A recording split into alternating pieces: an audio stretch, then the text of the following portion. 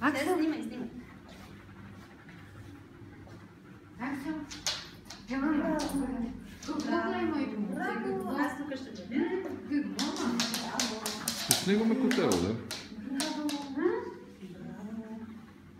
Няма да видим какво има тук. Аксел? Пусни нови. Какво, мамо? Здравей. Здраво на момче. Не. Не, мама. Хайде пусни го нори, да. Не. Ще отраска. Това така ме пусни го. Той ако искаш избяга. Пусни го. Аз ще го държа. Аз ще го държа, ама той... Така го изплаши на нори. Ама той... Мец, Нори. Така да е. Защото тя го изплаши Той като... от различни кучета различно реагира. Не. Някой път като го носа Това е към... много добре, според Галя, че се разсейва с лакомства, а не гледа само Мец, вода. Меци, Нори, ела. Браво, бе! Ти снимаш ли? Снимам, бе. Снимай и котката. Снимам, Ти я. ще се приближи малко. Аксел! Нори, Браво! Норенце, Мец, Меци, Мец, Нори, Мецо, Мецо, нека се успокой малко. Другите котки, по-добре ли? Мец, Не, той най-добре. най-добре, ма ти го оплаши. Най-спокойно. Нори, Нори, Браво! погали Нори малко, погали го. Браво!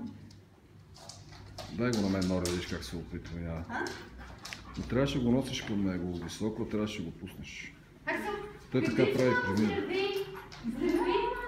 Той така се държи и смира, когато го нося. Така ли? Да, той се пази, защото не знае дали няма го хвърля върху кучето, примерно, и се пази.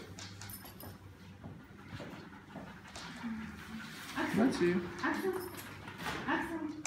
Ела ли го? Мец, Нори, Мец, Мец, Нори, Мец.